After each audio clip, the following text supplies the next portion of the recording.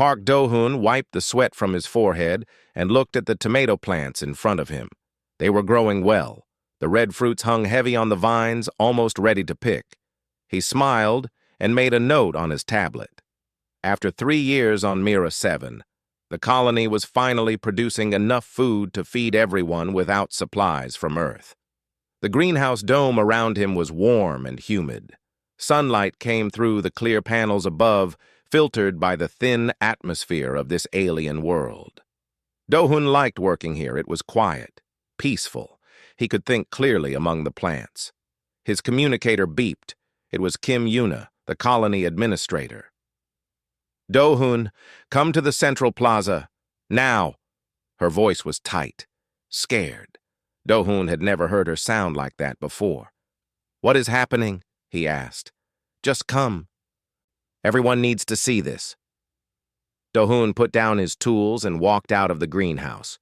The moment he stepped outside, he understood why Yuna was afraid. The sky was full of ships. They were massive, dark, shaped like curved blades. There were hundreds of them, maybe thousands, blocking out the sun. They hung in the air without moving, without sound, just waiting. Do-hoon felt his heart beat faster, but he did not run. He walked toward the central plaza with steady steps. All around him, colonists were coming out of their buildings, looking up at the sky with wide eyes. Some were crying. Some were holding their children close. Nobody knew what to do. The central plaza was already crowded when Do-hoon arrived. 3,000 people, the entire population of Mira 7, stood together and stared at the ships above them. Yuna was on the platform at the center, trying to keep everyone calm. "We do not know who they are yet," she said into her microphone. "We are trying to make contact. Please stay calm." But before she could say more, a light appeared in the middle of the plaza. It grew brighter and brighter until everyone had to cover their eyes. When the light faded, a figure stood there. It was not human. She was tall, almost 3 meters high. Her skin was pale blue and seemed to shine like metal. She had 4 arms, 2 on each side, and her fingers were long and elegant. Her face was beautiful in a strange way, with high cheekbones and large dark eyes. She wore robes of black and silver that moved like water around her body. When she spoke, her voice filled the entire plaza without any machine or speaker. It simply was everywhere. Like the air itself was carrying her words. "I am Queen Veth of the Korath Empire. Your world now belongs to us." Nobody moved. Nobody spoke. The queen looked at the humans around her with calm, cold eyes. "You have 2 choices," she continued. "Submit to the empire and be absorbed into our civilization. Your people will serve us, and in return you will live. Or resist and be destroyed. Every man, woman, and child on this planet will die. There will be no third option." Yuna stepped forward. Her hands were shaking, but her voice was strong. "We are a peaceful colony," she said. "We have no weapons. We are no threat to you. Why would you attack us?" Queen Veth turned her dark eyes to Yuna. "You misunderstand. This is not an attack. This is an offer. The Korath do not destroy what we can use. We have conquered 10,000 worlds and absorbed their peoples into our empire. Their strengths become our strengths. Their knowledge becomes our knowledge. This is how we have ruled the galaxy for 10,000 years. And if we refuse?" Yuna asked. "Then you are of no use to us, and things that are of no use are removed." Silence fell over the plaza. Do-hoon looked at the faces around him. He saw fear, despair, hopelessness. These were farmers, engineers, teachers, doctors.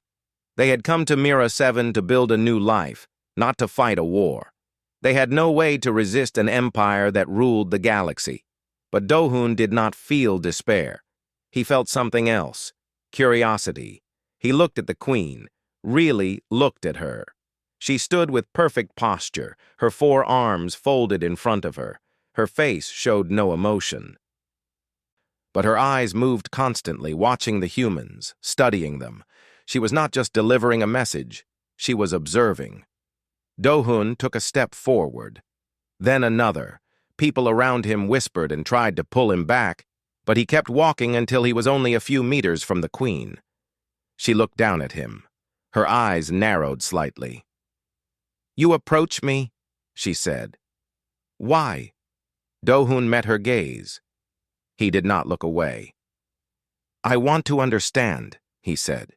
"You say you absorb peoples into your empire. You take their strengths, but what do you give them in return?" The queen tilted her head. For a long moment, she did not answer. "You are not afraid," she said finally. It was not a question. "I am afraid," Do-hun said honestly. "But I am also curious. Your empire has existed for 10,000 years. You must have learned something in that time. I want to know what." The queen stared at him. Something changed in her expression. It was small, just a tiny movement around her eyes, but Do-hun noticed it. Interest, real interest. "What is your name, human?" "Park Do-hun." "And what is your function in this colony?" "I grow food. I am an agricultural engineer." "A farmer." The queen said the word like she was tasting it. "A farmer who asks questions of a queen." She raised one of her hands. Do-hun tensed, ready for pain, ready for death. But she simply pointed at him. "I wish to speak with this one." "Alone." Commander Rael, who had appeared beside the queen, stepped forward. He was also Korath, but shorter and thicker, with armor covering his body. "My queen, I advise against this. He could be dangerous. He is a farmer, Rael. And he interests me." She looked at Do-hun again. "You will come to my ship. We will talk. Perhaps you will help me understand your people." Do-hun looked back at Yuna. She was shaking her head, her eyes begging him not to go. But Do-hun knew this was not really a choice. If he refused, the queen might lose her interest and simply give the order to attack. "I will come," he said. "No!" Yuna shouted. "Do-hun, you cannot!" But Do-hun held up his hand. "It is all right. Maybe I can learn something useful. Maybe I can help." The queen smiled. It was not a warm smile. It was the smile of someone who had just found something new to study. "Bring him," she said to Commander Rael. 2 Korath soldiers appeared beside Do-hun. They took his arms and led him toward the light. He looked back one last time and saw Yuna's face. Saw Choi Taemin, the security chief, pushing through the crowd, trying to reach him. Saw 3,000 people watching him walk toward the enemy. The light surrounded him. It was warm and bright, and he could not see anything. He felt his body lift off the ground. He felt himself being pulled upward, toward the ships, toward the queen. He did not know what waited for him up there. He did not know if he would ever see his home again. But he knew one thing. He had made the queen curious, and curiosity was a beginning. The light faded, and Do-hun found himself standing in a vast hall of black metal and cold blue lights, the Korath flagship. At the far end of the hall, a throne waited, and on the throne sat Queen Veth, watching him with those dark, ancient eyes. "Now," she said, "let us begin." The throne room was larger than any building on Mira 7. The ceiling disappeared into darkness above. The walls were covered with strange symbols that glowed with soft blue light. Everything was made of black metal, cold and smooth and perfect. Do-hun stood in the center of the room, alone. The soldiers who had brought him were gone. Only Queen Veth remained, sitting on her throne, watching him. She did not speak. She simply looked at him, the way a scientist looks at something under a microscope. Do-hun felt exposed, but he did not look away. He stood straight and waited. Finally, the queen rose from her throne. She moved down the steps toward him, her forearms folded behind her back. Her robes flowed around her like liquid shadow. Up close, she was even more impressive. Power came off her like heat from a fire. She circled him slowly, studying him from every angle. "You are smaller than I expected. she said. Humans are a young species, fragile. Your bodies break easily. Your lives are short. She stopped in front of him. And yet you came to me without shaking. Why? I already told you, Do-hoon said. I am curious. Curiosity is not usually stronger than fear. It is for humans. The Queen made a sound that might have been a laugh. Interesting. My scientists told me humans were driven by fear and desire, like most primitive species. They did not mention curiosity. Your scientists should spend more time with us. The Queen's eyes narrowed, but she did not seem angry. If anything, she seemed amused. Perhaps they should. Perhaps that is why I brought you here. She turned and walked toward a large window that looked out at the stars. Come, stand beside me. Do-hoon walked to the window. Below them, he could see Mira 7, the planet he had helped build for 3 years. It looked so small from up here, so vulnerable. I have conquered many worlds, the Queen said. When my fleet arrives, most species react the same way. They scream, they run, they fight, they beg. Your people did some of these things, but you did not. You asked me questions. She turned to look at him. In 10,000 years, no one has ever asked me questions. Maybe no one was curious enough. Or maybe no one was foolish enough. Do-hoon shrugged. Sometimes those are the same thing. The Queen studied him for a long moment. Then she raised one of her hands and made a gesture. A door opened in the wall, and a young Korath female entered. She was smaller than the Queen, with lighter blue skin and nervous eyes. This is Nira, the Queen said. She will be your translator and guide while you are on my ship. She speaks your language well. Nira bowed to Do-hoon. Hello. I am honored to serve. Hello, Nira, Do-hoon said. Thank you. Nira looked surprised by his politeness. She glanced at the Queen, uncertain how to respond. Leave us, the Queen said to her. I will call you when I need you. Nira bowed again and left quickly. The door closed behind her. The Queen turned back to Do-hoon.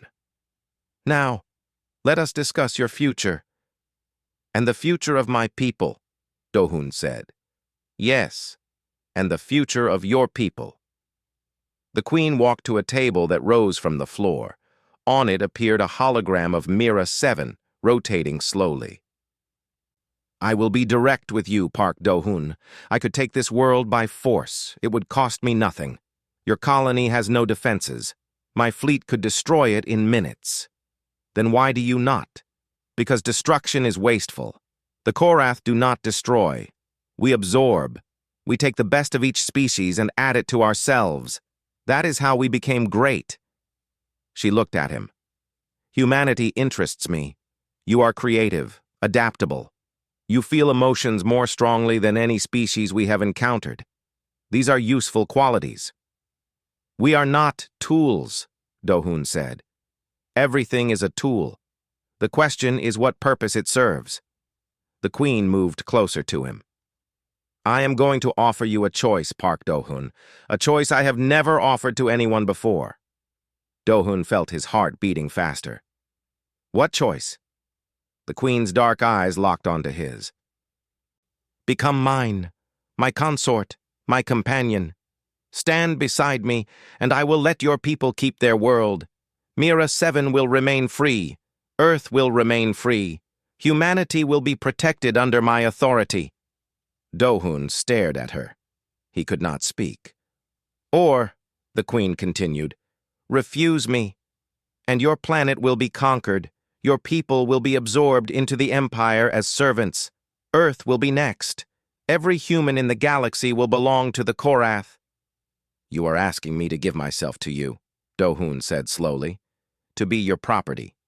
I am asking you to be my partner.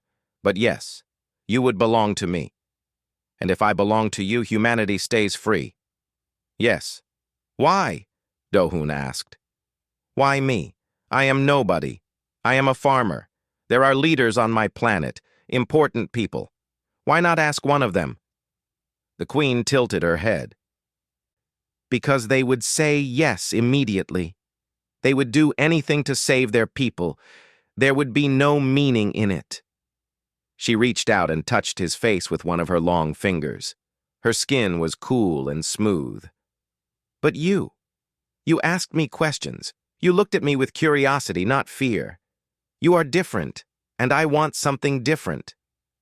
You are lonely, Do-hoon said. The queen's hand stopped. Her eyes widened slightly. I have ruled for 10,000 years, she said quietly. I have had servants, soldiers, advisors, but I have never had someone who looked at me the way you do, someone who sees me, not just my power. Do-hoon understood then. This ancient, powerful queen, ruler of a galaxy-spanning empire, had never had a real connection with anyone. She had never had someone who was not afraid of her. And she was lonely. You want me to choose you, Do-hoon said, not because I have to, but because I want to.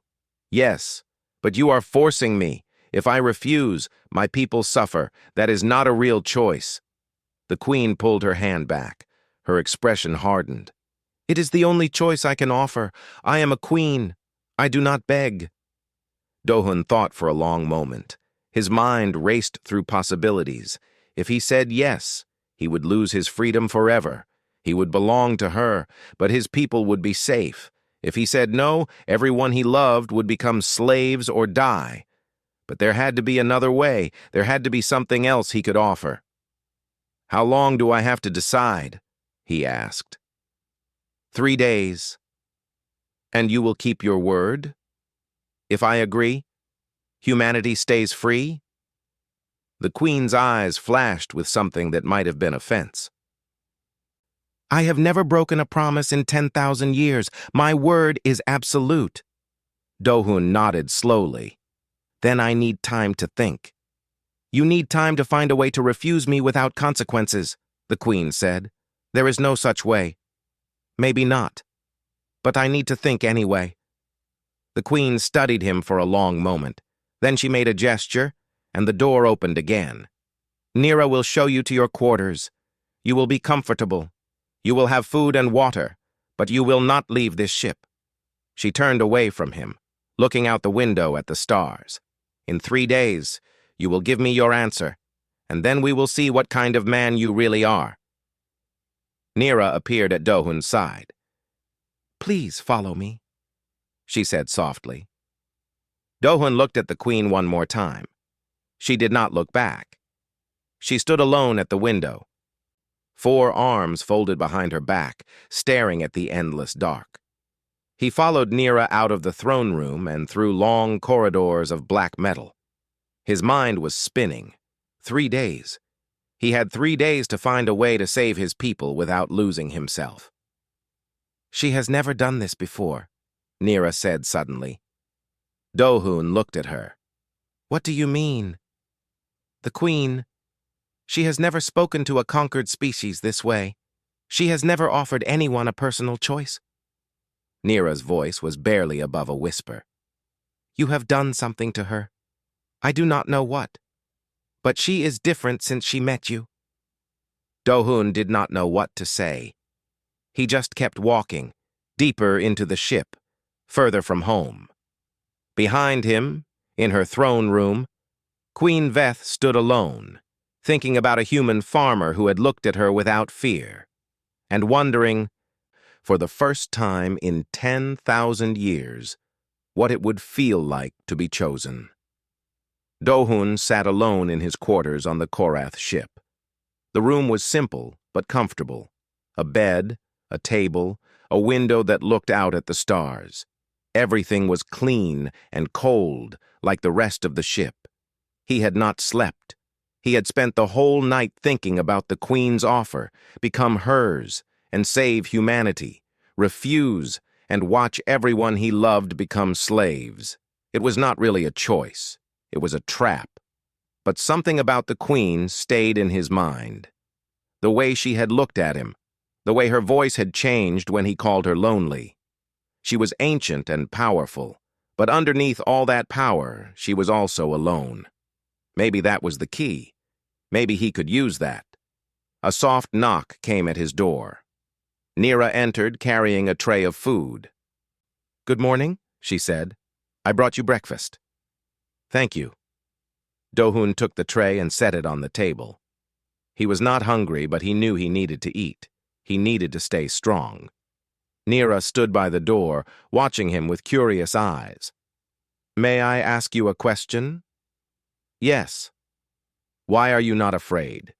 "Everyone is afraid of the Queen, even Commander Rail, and he has served her for 1,000 years.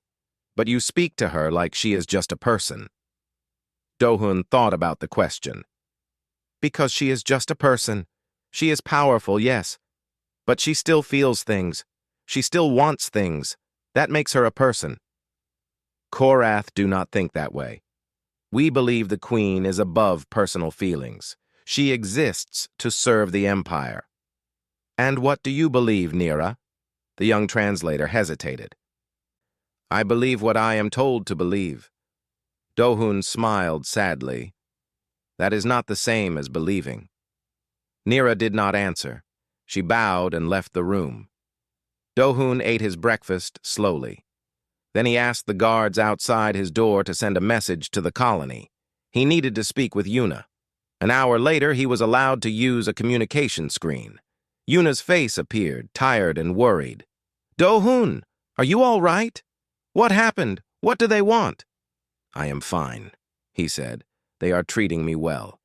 But I need to tell you something. Something important." He told her everything. The Queen's offer. The choice he had to make. Yuna listened without speaking, her face growing paler with each word. When he finished, she was silent for a long moment. "You cannot do this," she said finally. "You cannot give yourself to her. There has to be another way. If there is another way, I have not found it yet. Then we will fight. Taemin has been organizing the colonists. We can make weapons. We can—" "Yuna," Do-hoon interrupted her gently. "They have thousands of ships. We have 3,000 people with no military training. If we fight, we die. All of us. Then we die free. And what about the children? What about the families? Do they die free too?" Do-hoon shook his head. "I cannot let that happen. Not if I can stop it." Yuna's eyes filled with tears. "So you will sacrifice yourself? You will become her property?" "Do-hoon, that is not a life. That is a prison." "Maybe. But if it keeps everyone else alive, it is worth it." "It is not worth it to me," Yuna shouted. "You are my friend. I do not want to live knowing you gave up everything for us." Do-hoon felt his own eyes sting. "I have not decided yet. I still have 2 days. Maybe I can find another way." "What other way?" "I do not know, but I am going to try." Yuna wiped her tears angrily. "What can I do?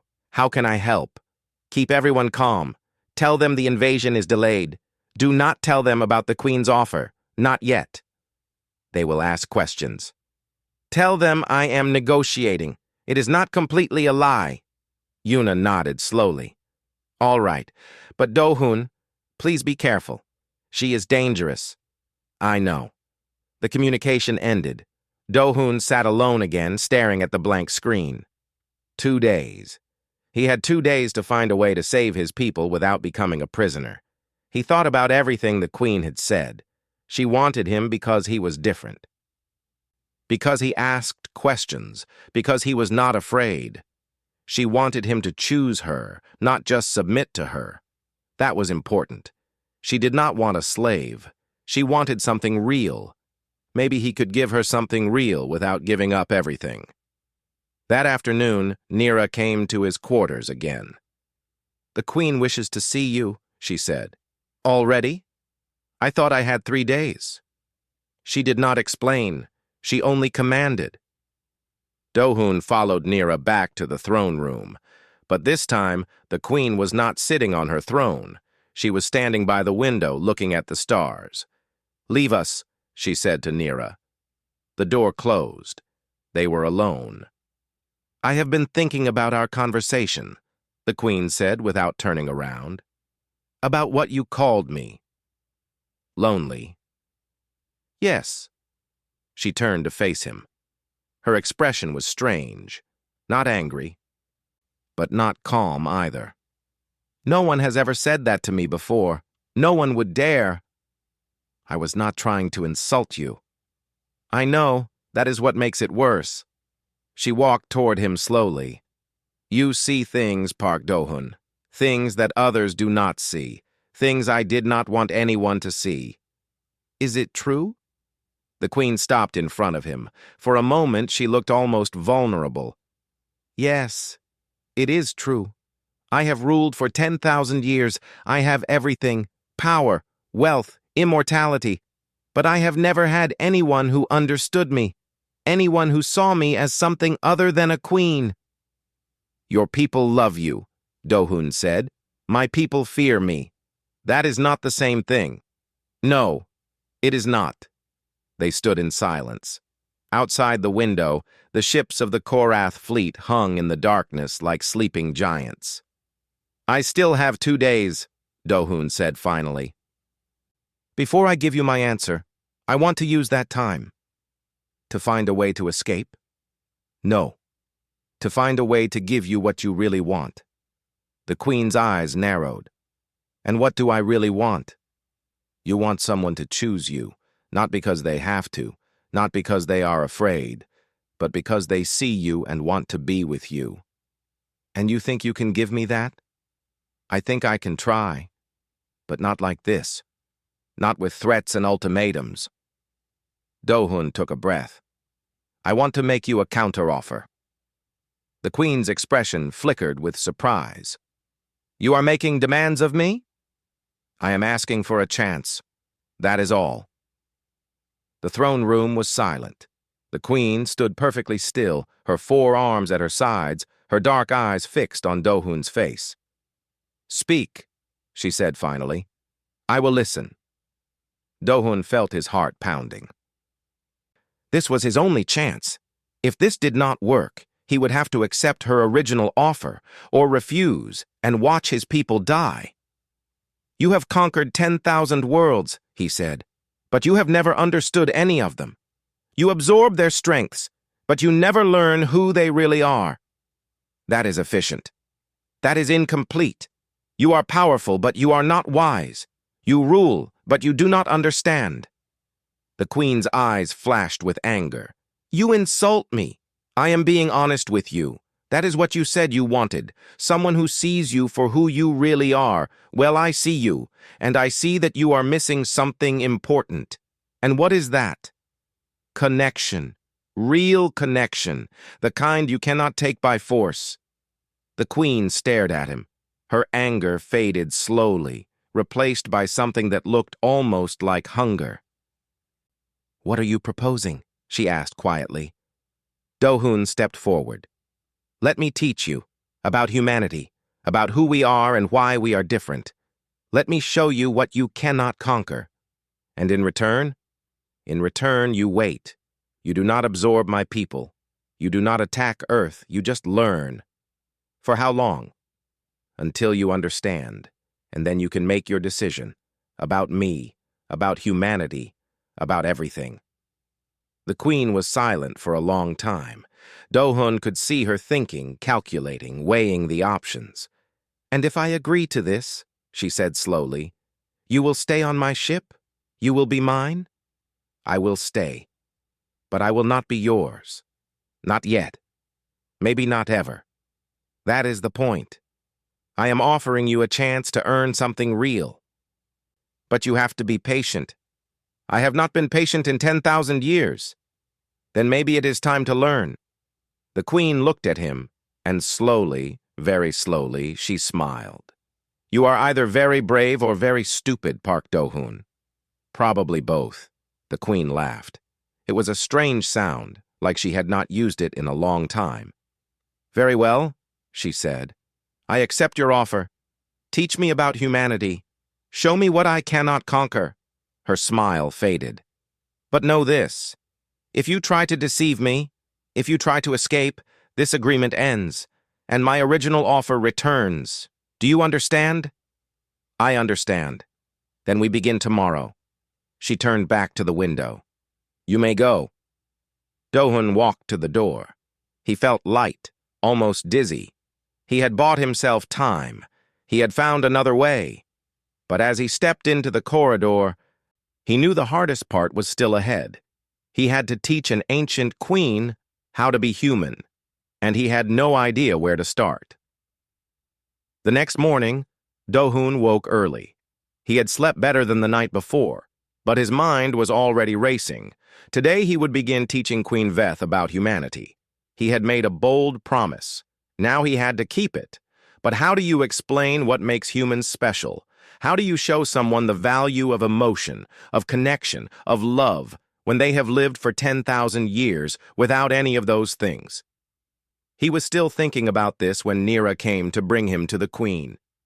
"She is waiting in her private chambers," Nira said. "Not the throne room." That was interesting.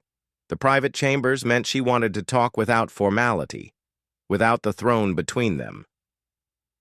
Do-hun followed Nira through the corridors of the ship. They passed Korath soldiers who stared at him with cold eyes. They did not understand why a human was being treated as a guest instead of a prisoner. Neither did Do-hun, really. The queen's private chambers were smaller than the throne room, but still grand. The walls were covered with objects from different worlds, weapons, art, strange machines that Do-hun could not identify. It was a collection of conquests, trophies from 10,000 years of empire. Queen Veth stood by a table where food had been prepared. 2 chairs waited, one for her, one for him. "Sit," she said. "Eat. We will talk." Do-hun sat and looked at the food. Some of it was from Mira 7, bread, fruit, vegetables. She had brought human food for him. "Thank you," he said. "You did not have to do this. I want you comfortable. Comfortable people speak more freely." The queen sat across from him. She did not eat.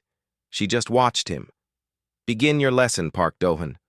Teach me about humanity." Do-hun thought for a moment. Then he pulled out his personal tablet, which he had been allowed to keep. He opened a music file and set the tablet on the table. A song began to play. It was simple. A woman singing with a guitar. A song about missing someone far away. The queen listened. Her face showed nothing. When the song ended, she looked at Do-hun. "What was the purpose of that?" "It is music. Humans create it." "I know what music is. Many species create sounds for communication or ceremony. What makes this special?" Do-hun leaned forward. "When you heard that song, what did you feel?" "Feel?" "Yes. In your body? In your mind? Did you feel anything?" The queen frowned. "I do not understand the question. I observed the sounds. I analyzed the patterns. The melody was simple. The words were about separation and longing." "But did you feel the separation? Did you feel the longing?" "Why would I feel those things? The song is not about me." Do-hun nodded slowly. "That is the difference. When humans hear that song, we feel the emotions of the singer. We feel sad, even if we are not sad ourselves. We feel the longing, even if we are not missing anyone. The music connects us to the experience of another person. That seems inefficient. Why would you want to feel sad when you are not sad?" "Because it makes us understand each other. When I feel your sadness, I know what you are going through. I can help you. I can care for you." The queen was quiet. She looked at the tablet like it was a puzzle she could not solve. "Play another one," she said. Do-hun played more songs. Happy ones, sad ones, angry ones. Each time the queen listened carefully. Each time she seemed confused by the idea that sounds could create feelings. But slowly, something changed. During one song, a soft melody about a mother singing to her child, Do-hun saw the queen's hands tighten slightly on the arms of her chair. Her eyes focused on something far away. When the song ended, she did not speak for a long time. "I felt something," she said finally. Her voice was strange, uncertain. During that one, I do not know what it was. What did it feel like? Empty, but not bad. A kind of empty that wanted to be filled. She looked at him. Is that normal? Yes. That is longing. You were feeling the mother's love for her child, and it made you want something you do not have. I have everything. Except that. The Queen stood up suddenly and walked to the window. She stood there with her back to him, all four arms crossed tightly. This is uncomfortable, she said. I do not like it. That is part of being human. We feel uncomfortable things. We feel pain and sadness and longing, but we also feel joy and love and connection. You cannot have one without the other. I have lived 10,000 years without any of them. And how has that been? The Queen did not answer. She just stood at the window, looking at the stars. Do-hun waited. He did not push. He let her sit with the feeling, let her experience it fully. Finally, she turned around.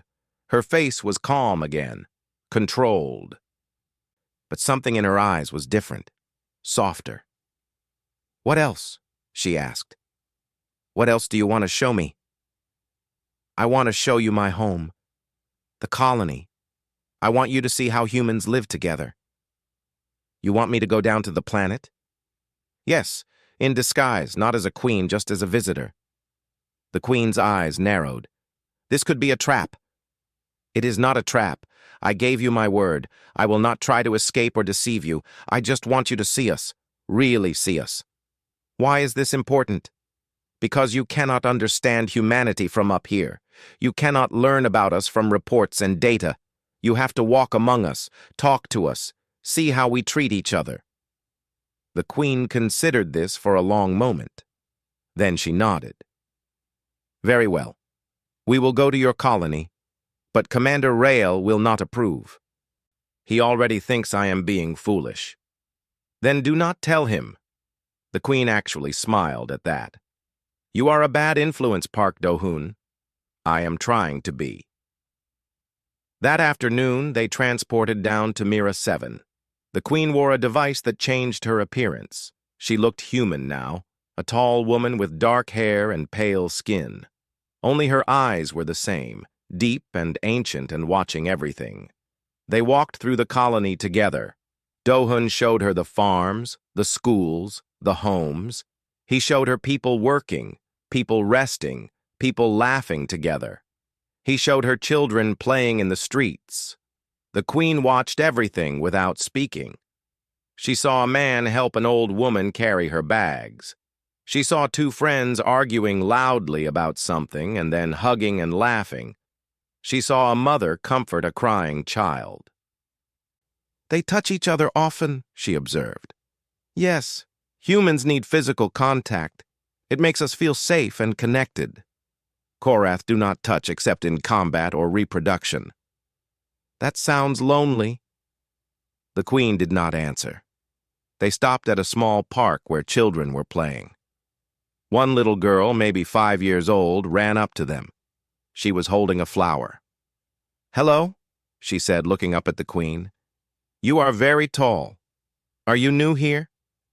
The Queen looked down at the child. She did not know what to say. She is visiting, Do-hun said. Her name is Veth. That is a pretty name. Here, this is for you.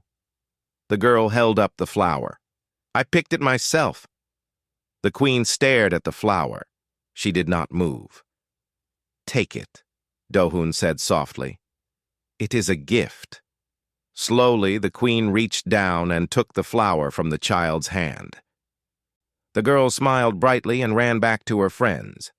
The Queen stood there, holding the small purple flower.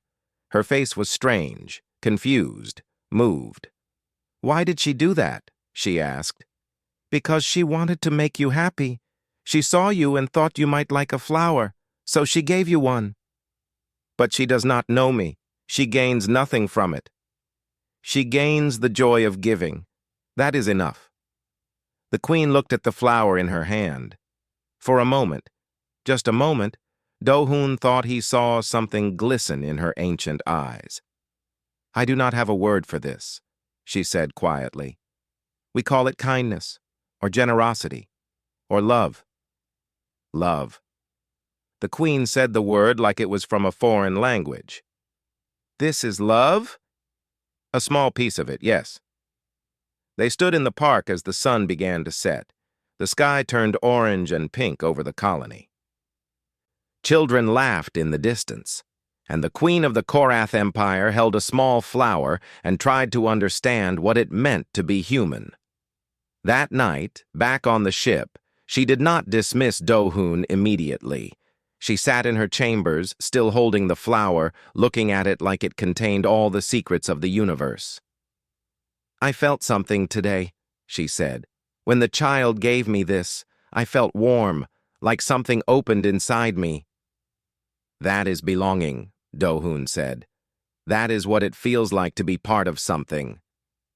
I have never felt that before. Now you have. The queen looked at him. Her dark eyes were deep and full of things Do-hoon could not name. You are changing me, Park Do-hoon.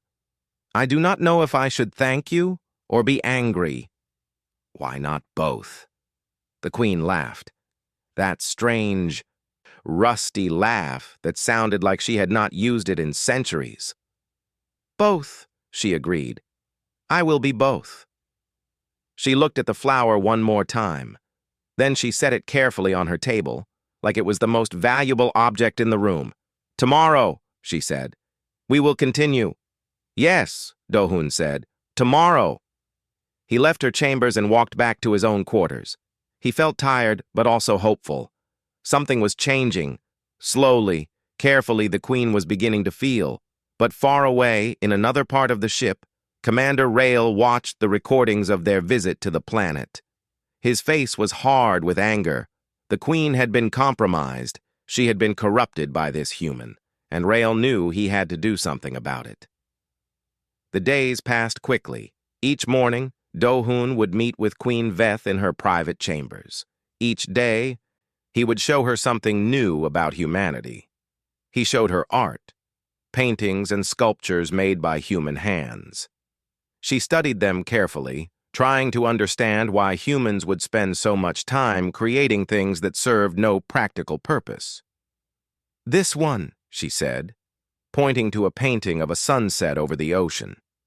It is just a picture of something that exists. Why not simply look at the real thing? Because the painting shows you how the artist felt when they saw it. It is not just a sunset. It is their experience of the sunset, their emotions, their interpretation. So the value is in the sharing of experience. Yes, exactly. She began to understand. Slowly. He showed her stories. He read her books and played her films. She was fascinated by fiction, by the idea that humans would invent people and events that never existed. What purpose does this serve? She asked after watching a film about two people falling in love. It helps us understand ourselves. When we see characters go through emotions and challenges, we learn about our own feelings. We practice empathy. You practice feeling what others feel? Yes. It makes us better at connecting with real people. She thought about this for a long time. Then she asked him to show her more. He showed her relationships. He explained families, friendships, partnerships. He told her about his own parents who had met as students and spent 40 years together. He told her about his best friend from childhood who he still talked to every week. These bonds have no practical value, the queen observed. Your friend does not help your work. Your parents no longer support you financially. Why maintain the connections? Because they make me happy. Because I care about them.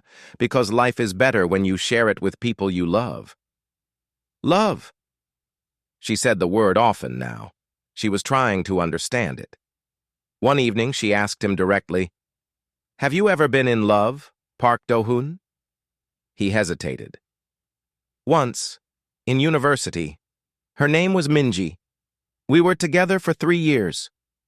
What happened? She wanted to stay on Earth. I wanted to explore the stars. We chose different paths. That seems inefficient. If you loved her, why not stay? Because love is not about owning someone, it is about wanting them to be happy, even if that happiness is not with you. The queen stared at him. That makes no sense. If you want something, you take it. You keep it. That is not love. That is possession. What is the difference? Do-hun leaned forward. Love is when you care about someone's happiness more than your own. Possession is when you care about having them more than about their happiness. One is about them, the other is about you. The queen was quiet for a long time. She looked at the small purple flower which she had kept on her table. It had dried now, but she would not throw it away. I have never loved anything, she said finally. I have wanted things. I have taken things. But I have never cared about anything's happiness more than my own. That is why you are lonely. She looked at him with those ancient dark eyes. Can I learn to love? I do not know, but I think you are already starting. Something passed between them in that moment. Something Do-hun could not name. It was not love, not yet, but it was the possibility of love, the opening of a door. The queen stood and walked to the window. The stars burned cold and bright outside. My people would not understand this, she said. Commander Rael has already spoken to the High Council. He tells them I have been compromised, that you have corrupted me with human weakness. Is that what you think? That emotion is weakness? I used to think so. Now I am not certain. She turned to face him. The Korath have always believed that feeling leads to poor decisions, that logic and efficiency are the only paths to power. And yet you rule the galaxy, and you are miserable. Yes. She said it simply, honestly. I rule the galaxy, and I am miserable. Do-hun stood and walked toward her.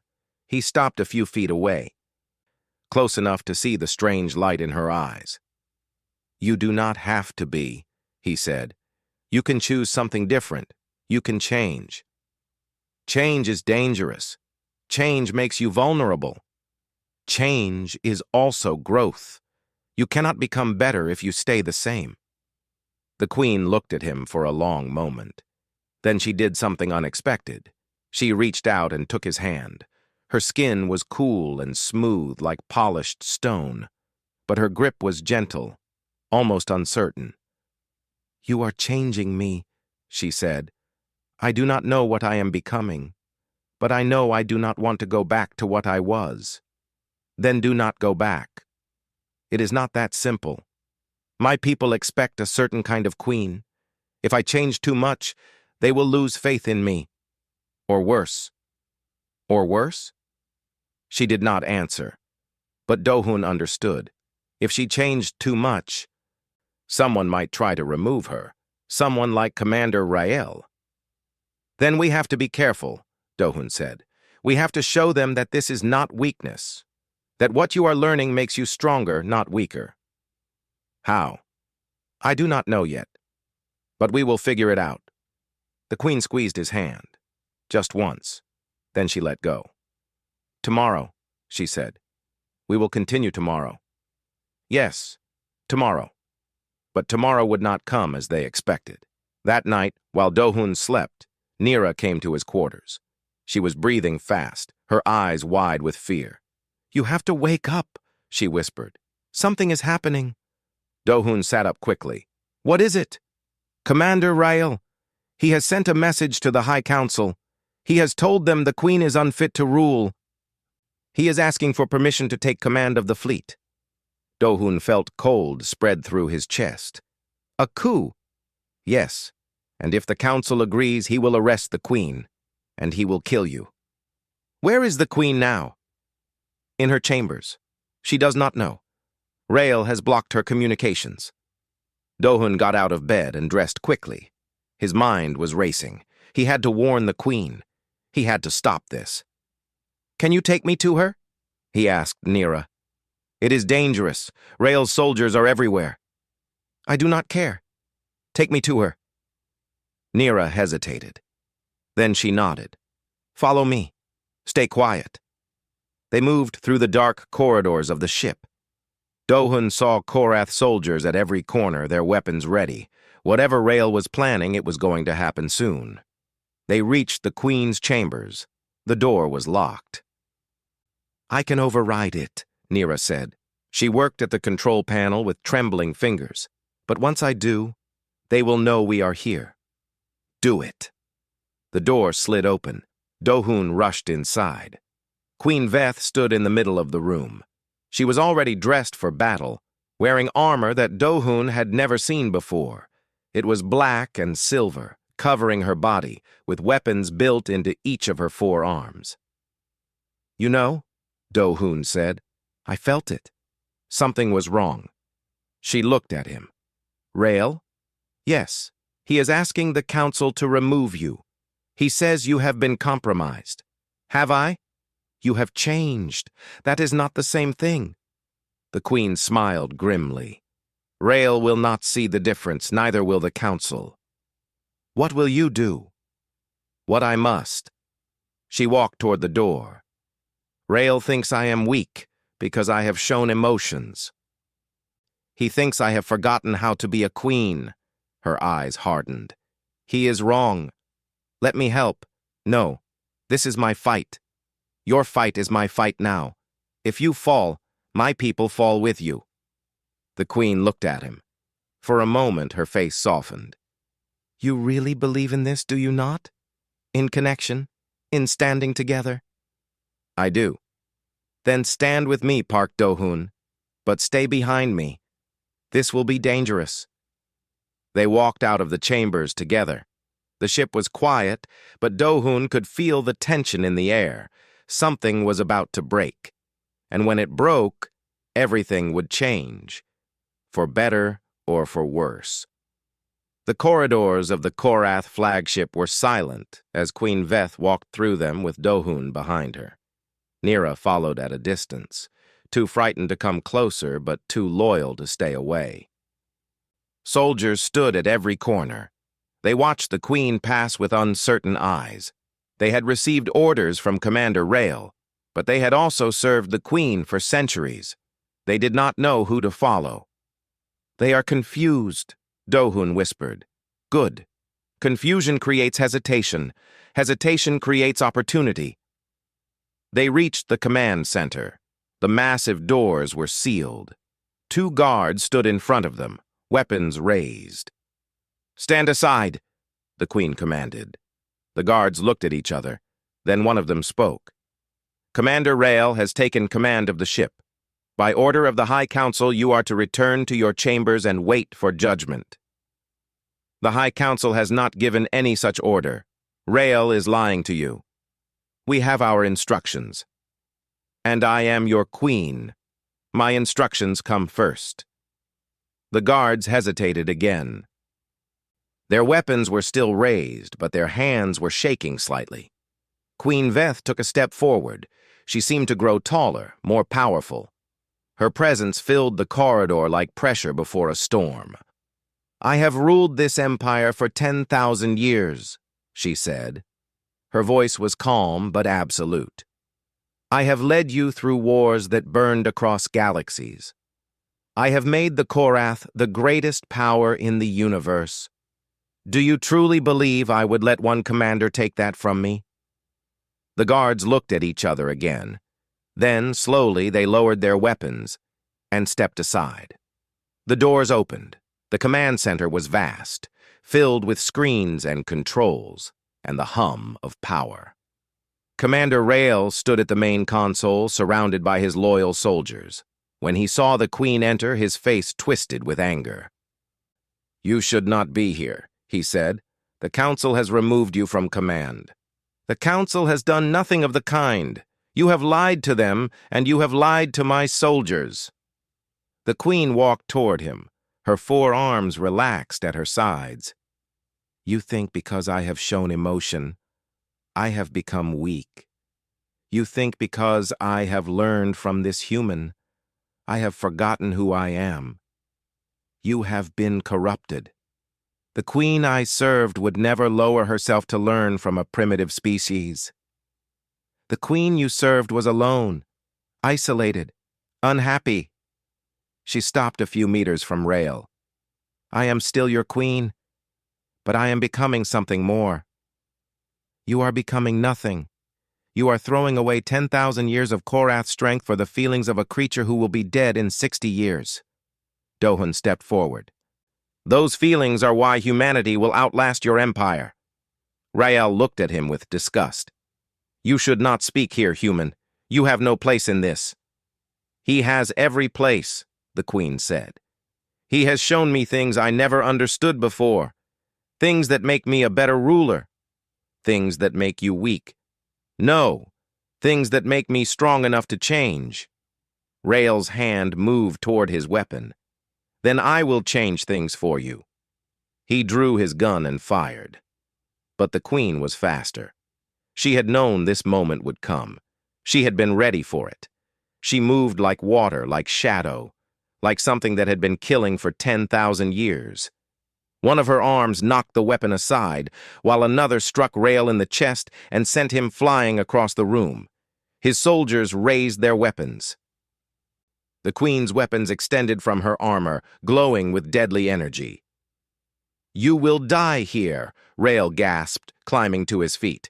Even you cannot defeat all of us. I do not need to defeat all of you. I only need to defeat you. The rest will follow whoever wins. She launched herself at him. They fought with speed and violence that Dohun could barely follow. Rael was strong and skilled, a warrior who had served for 1,000 years. But the queen was older, more experienced, more powerful, and she was fighting for something now. Something beyond power or control.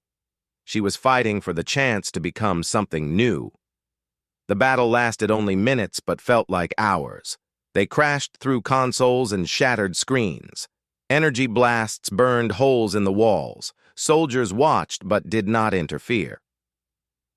This was a fight between leaders. The outcome would decide everything. Finally, the queen caught Rael's arm and twisted. There was a horrible crack. He screamed and fell to his knees. She stood over him, her weapons pointed at his head. Yield, she said. Kill me. A Korath warrior does not yield. I am not going to kill you. That is the old way. I am trying something different. She lowered her weapons and stepped back. Rael stared at her in confusion. You will be confined to quarters, she said. You will face judgment for your actions, but you will live. Perhaps someday you will understand why. Rael spat on the floor. I will never understand. You have betrayed everything we are. No, I have found something we were missing. She turned to the soldiers around the room. You have a choice now. Follow Rael and continue this fight, or follow me and see what the Korath can become. Nobody moved. Nobody spoke. Then, one by one, the soldiers lowered their weapons. They knelt before the queen. They chose her. Rael watched with hatred in his eyes as his soldiers took him away. He said nothing. There was nothing left to say. The queen stood in the middle of the command center. Her armor was damaged. Her body was bruised. But she stood straight and proud. Dohun walked toward her. Are you all right? I am tired. But yes, I am all right. You did not kill him. No. Why? She looked at him. Because you taught me there is another way, because killing him would not change anything. It would just be more of the same. She paused. And because I wanted to prove that I am strong enough to choose mercy. Dohun smiled. That was the most human thing you have done yet. Is that good? I think so. The queen looked around the command center. Her soldiers were watching her with new eyes. Something had shifted. They had seen their queen fight for something beyond power. They had seen her win and then choose not to kill. I need to speak to my people, she said. I need to explain what has happened, what is going to change. They will not all understand. No, but some will. And that is a beginning. She reached out and touched Do-hoon's face with one of her hands. Her touch was gentle now, warm almost. "Thank you," she said. "For what?" "For showing me that strength does not have to mean cruelty, for helping me find something I did not know I was missing." "You found it yourself." "I just pointed you in the right direction." "You did more than that." She smiled. It was not the smile of a conqueror. It was the smile of someone who had just discovered something wonderful. "You gave me hope. I had not felt that in a very long time." Do-hoon did not know what to say, so he just nodded. The Queen turned to the communication console. It was time to address her people. Time to tell them about the new path she was choosing. But before she could begin, an alarm sounded throughout the ship. Red lights flashed. A voice came over the speakers. "Incoming transmission from the High Council. Priority 1. The Queen and Do-hoon looked at each other. The Council had heard about the attempted coup. They would want answers. "Put it through," the Queen said. The main screen lit up with the faces of the High Council. 5 ancient Korath, even older than the Queen who had ruled from the shadows for longer than most species had existed. "Queen Veth," the central figure said. His voice was cold and dry like dust.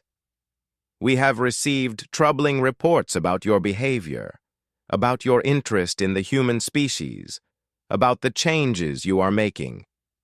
"The reports are true," the Queen said. "I have learned from the humans. I have learned that there are other ways to rule, other sources of strength. Emotion is not strength. Connection is not power. These are the weaknesses that destroyed countless species before we conquered them.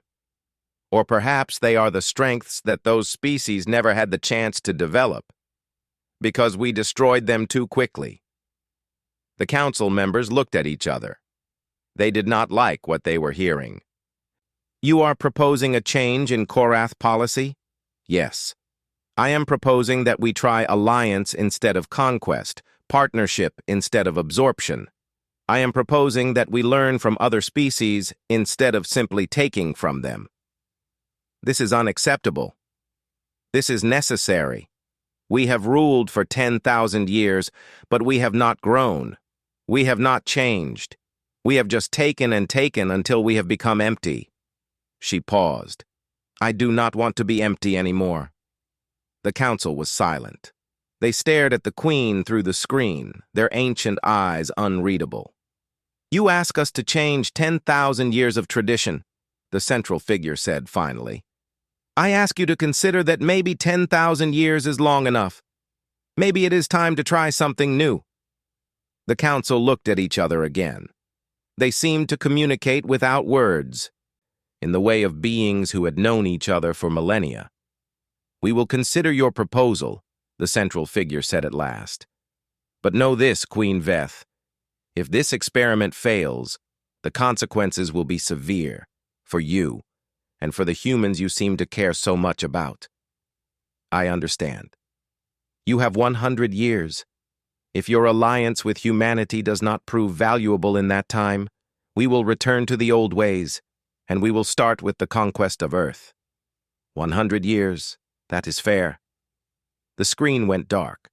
The council was gone. Do-hoon let out a breath he did not know he was holding. 100 years, that is not much time. "It is enough. It is a chance." The Queen looked at him. "And that is all we needed."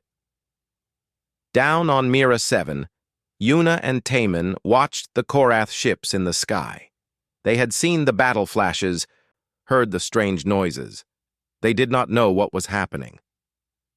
Then their communication screens lit up with a message from Do-hoon. "It is over. We won. The Queen has changed, and everything is going to be different now." Yuna started to cry. Taman put his arm around her shoulders. Above them, the fleet of conquerors hung in the sky. But for the first time since they arrived, they did not seem so threatening. They seemed like they might become something else, something like friends. 3 days after the battle on the flagship, Queen Veth traveled to the Korath homeworld. She went to stand before the High Council in person and formally proposed the alliance with humanity. Do-hoon went with her. He stood beside her as she addressed the council in their great hall, a chamber so vast that the ceiling disappeared into darkness above. The 5 ancient Korath sat on thrones of black stone, watching with eyes that had seen civilizations rise and fall. "I have conquered 10,000 worlds," the queen said. Her voice echoed through the hall. "I have absorbed the strengths of countless species. I have made the Korath Empire the greatest power in the galaxy. But I have never been satisfied. I have never been happy. I did not understand why until I met the humans." She gestured to Do-hoon. "This man taught me something I never knew before. He taught me that true strength comes not from taking, but from giving. Not from controlling, but from connecting. Not from fear, but from love." The council members shifted on their thrones. The word love was not spoken often in this hall. "Humanity is a young species," the queen continued. "They are small and fragile and their lives are short. But they have something we do not. They care about each other. They sacrifice for each other. They create beauty not for power but for meaning. They feel emotions that make them vulnerable, but also make them capable of extraordinary things." She stepped forward, closer to the council. "I am not asking you to become like the humans.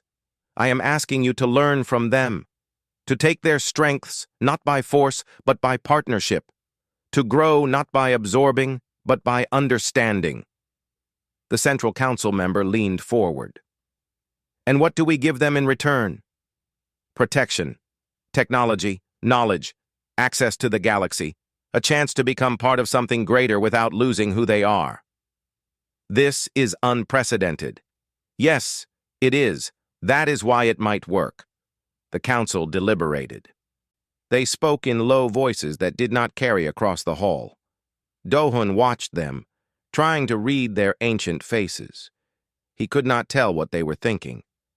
Finally, the central figure raised his hand. The hall fell silent. "We have considered your proposal, Queen Veth. We have concerns. This is a departure from everything the Korath have ever been.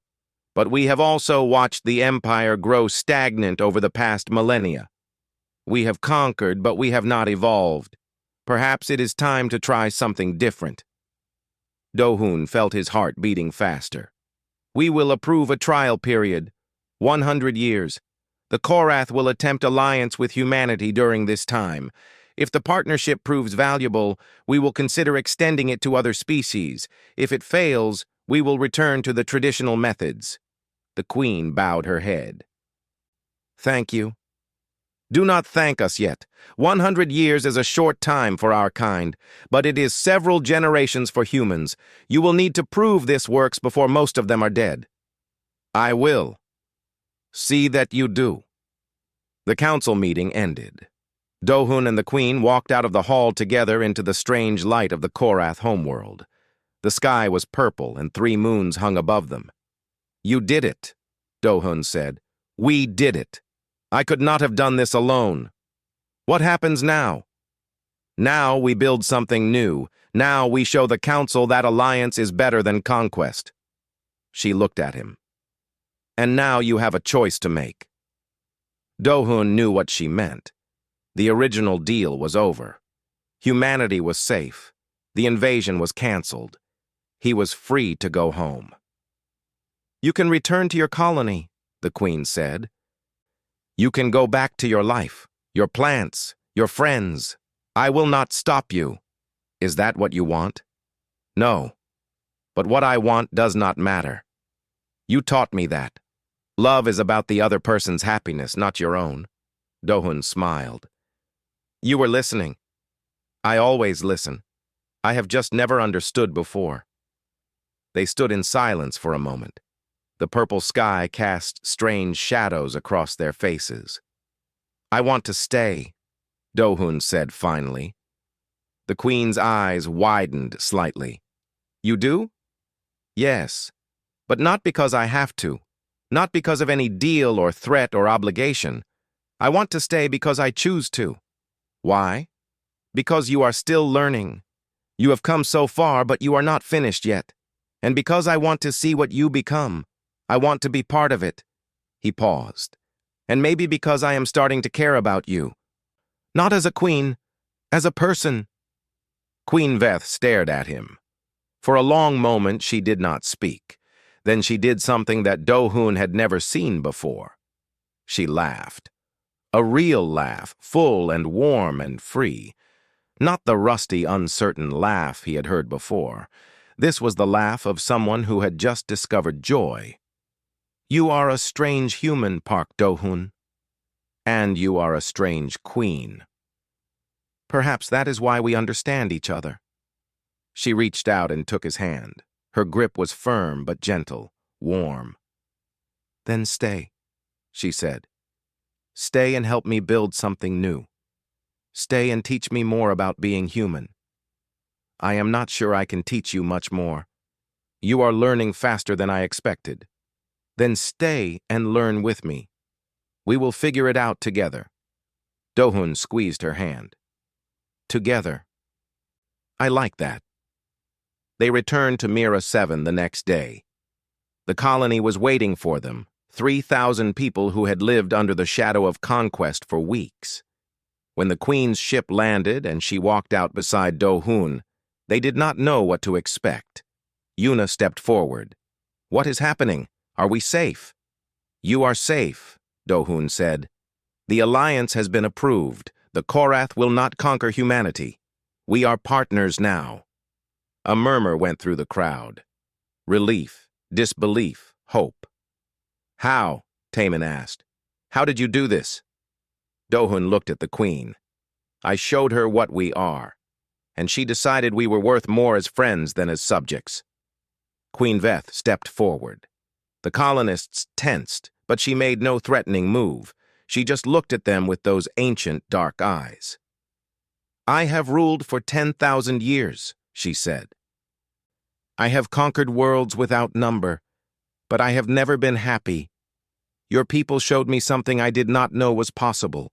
Connection, meaning, love. She paused. I am still learning what those words mean, but I want to learn, and I want to learn from you. Nobody spoke. Then a small figure pushed through the crowd. It was the little girl who had given the Queen a flower in the park. She walked right up to the Queen and looked up at her tall, intimidating form. Are you going to be nice now? She asked. The Queen looked down at the child. Slowly, she knelt so they were at the same height. I am going to try, she said. The girl smiled. Okay, that is good. She reached out and patted the Queen's hand. You are learning. That is the important part. The Queen smiled back. It was soft and genuine and a little uncertain. The smile of someone who was still figuring out how to be happy. Yes, she said, I am learning. The crowd began to relax. People started talking, asking questions, trying to understand this new future. Yuna organized a meeting to discuss what the alliance would mean. Taemin started thinking about security protocols for integrating with an alien empire. And Do-hun stood beside the Queen, watching his people begin to accept the impossible.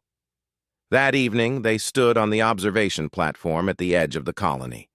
The sun was setting over the hills, painting the sky in shades of orange and pink. The Korath ships still hung above them, but they looked different now. Not threatening, just present. This is just the beginning, Do-hun said. 100 years is a long time. A lot can happen. Yes, a lot can happen. The Queen looked at him. Are you afraid? A little. But I am also excited. We are doing something that has never been done before. We are changing the galaxy. One small colony at a time. That is how all change starts. Small, local, personal. He smiled. You start by teaching one queen about music and flowers and kindness, and then you see where it goes. The queen reached out and took his hand. It was becoming natural now, this small gesture of connection. She was learning.